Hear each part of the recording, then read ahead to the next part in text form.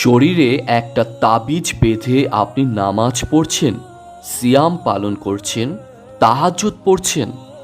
আরে ভাই, এই তাবিজের ওপর আপনার যদি কানাকড়িও আস্থা কিংবা বিশ্বাস থেকে থাকে, আপনি আপনার মরা পর্যন্ত রাত জেগে তাহাজ্জুদ পড়লেও তার কিছুই কবুল হবে না। তাবিজ ব্যবহার স্পষ্টভাবে শিরকি। রাসূল পাক সাল্লাল্লাহু আলাইহি সাল্লাম বলেন, যে ব্যক্তি তাবিজ লটকালো সে শিরক করল। মুসনাদে আহমেদ ১৬,৭৭১। সনদ সহি। ঈসা ইবনু আব্দুর রাহমান ইবনু আবু লায়লা রাদিয়াল্লাহু তাআলা আনহু থেকে বর্ণিত, তিনি বলেন, আমি আব্দুল্লাহ ইবনু ওকায়ুম আবু মাবাদ আল জুহানির অসুস্থ অবস্থায় তাকে দেখতে গেলাম। তিনি বিষাক্তি ফোঁটায় আক্রান্ত ছিলেন। আমি বললাম, কিছু তাবিজ তোমার ঝুলিয়ে রাখছেন কেন? কেন ঝুলিয়ে রেখেছিলেন এই তাবিজগুলো? তিনি বললেন, মৃত্যু তো এই চেয়েও নিকটে।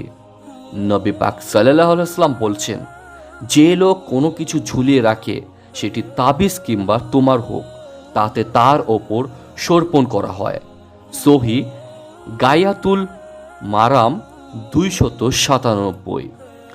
জামে আত তিরমিজি হাদিস নম্বর ২০৭২।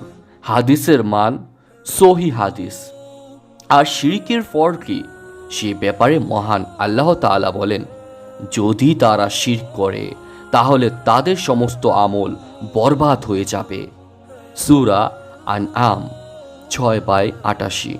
তিনি আরও বলেন, নিশ্চয়ই যে আল্লাহর সঙ্গে শিরকে লিপ্ত হয়, আল্লাহ তার জন্য জান্নাতকে হারাম করে দেন এবং জাহান্নামকে অবধারিত করে দেন।